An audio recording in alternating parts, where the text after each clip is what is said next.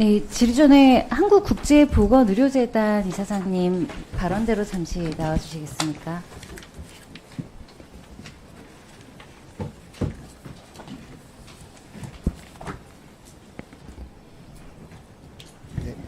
네, 감사합니다. 한국국제보건의료재단은 보건복지부 산하 공공기관이죠. 네, 그렇습니다. 보건복지부에서 직접 개입을 하고 계시는 공공기관인데 네. 지금 외교부에서 법적 지위에 대해서 논란이 있은 지가 거의 10년이 넘은 것 같은데 그렇죠? 네, 그런 것 이 같습니다. 국정감사에서도 반복적으로 지적이 되고 있는 상황인데 이 외교부 입장은 뭐 코이카 이외에는 좀 신중하다 이 입장을 저도 몇 년째 듣고 있는 것 같아요. 그래서 이런 부분에 대해서 지난 국감에서도 이게 2년 연속 제안이 됐었는데 이 이후에 혹시 외교부랑 상의하신 바가 있으실까요? 네, 사실 마침 외교부 장관님께서 한번 또 이렇게 몇 명 같이 만나자고 하셔서 그런 말씀을 한번 드려봤습니다만은 하여튼 이게 아주 이상적으로 생각한다면 정말 좀 쉽게 해결될 것 같은데 막상 또 이제 부처간 또 서로 양보해야 될 부분도 많고 또 서로 이렇게 협의해야 될 부분이 많아가지고 뭐 이렇게 쉽게 그렇게 해결될 문제 같이 보이지는 않습니다. 그래서 우선은 가능한 예를 들어서 무상원조 기본협정 안에다가 한국보건의료재단을 넣는 이런 문제는 쉽지 않을 것 같고요. 그럼 이제 차선책으로라도 저희들이 가능한 방법들을 지금 열심히 찾고 있습니다. 올해 지금 캄보디아 관련해서 우리나라 사람들의 안전이 굉장히 문제가 되고 있는데 저희가 확인을 해보니까 아직도 해외 사무소가 법적 지위가 좋지가 않습니다. 그래서 원조도 좋지만 공공기관이라면 그래도 자국민 보호가 우선이라고 저는 생각을 하는데요. 보시면 미등록인 곳이 아직 있는 것도 문제고 그리고 이 법적 지위에 대해서 일관성이 없는 것도 사실은 문제가 될 거라고 생각을 하거든요.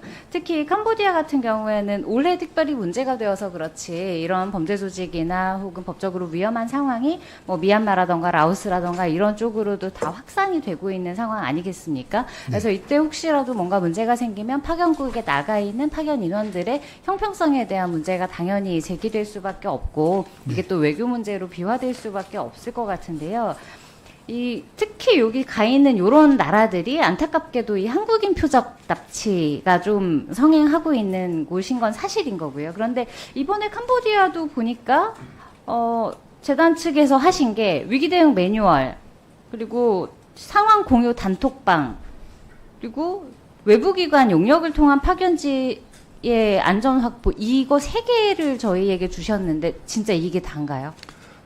실제로 우리 안전관리관이 직접 파견되어서 현지에 가서 교육을 했고요. 그러니까 전체 국가에 갈 수는 없는 상황이신 거죠? 캄보디아만. 캄보디아만 가신 거죠? 9월 달에 갔습니다. 네, 여기서 만약에 문제가 생기거나 하면 사실 다른 나라에 도움을 주려다가 우리나라 국민이 그것도 공공 업무를 수행하기 위해 간 사람이 위험에 노출된다는 건 사실 굉장히 국가가 절대로 해서는 안 되는 일이라고 생각을 하거든요. 네, 그러면 그렇습니다. 이 기관에서 어떤 업무를 어떻게 하고 있나를 저희가 또 봤더니 지금 이 ODA 사업 예산 흐름도를 보면 재단에서 실제로 해외 사무소로 바로 돈을 못 주시잖아요. 그렇죠? 예. 협력국 보건부로 넘어갑니다. 네. 그러니까 우리나라 ODA 예산이 그쪽 나라로 바로 들어가는 상황인데 그래서 이 재단에서는 해외 사무소를 통해서 모니터링을 직접 하거나 여기에 대해서 어떤 제재를 가할 수가 없는 상황이에요. 그럼 어떻게 쓰고 있는지는 투명하게 알기가 아무래도 어렵겠죠. 그래서 저희가 그 집행 상황을 좀 받아봤습니다. 다음 보시면 지금 보시면 내부 결제를 송금 요청에 대해서 승인을 하시고 사업비를 송금을 합니다.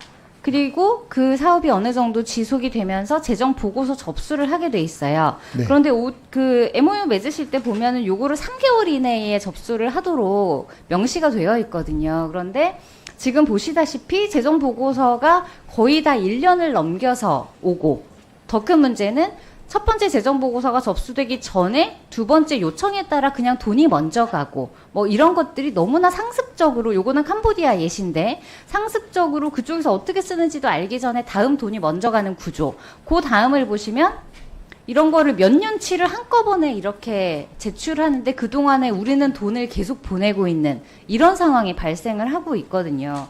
이렇게 되면 요거는 거의 아무도 책임지지 않는, 정말 눈먼 돈을 아무도 책임져 주지 않는 우리의 국민이 가서 일만 해주면서 보내고 있는 거 아닌가 하는 생각이 들어서 그런 부분에 대해서는 우리가 책임도 의무도 다 좀 공정하게 할 필요가 있고, 외교부 측과 지금 잘 협의가 어려운 상황이시면 현실적인 문제가 있긴 하겠습니다만 이건 MOU 맺는 과정, 협약을 맺는 그 과정에서부터 정확하게 얘기가 돼야 되고, 언제라도 그 해당 국가 도범국이 협약을 하지 않으면 중단할 수 있는 정도의 장치가 있어야 우리나라의 세금도 또 파견 나가 있는 우리 국민도 보호할 수 있는 거 아니겠습니까?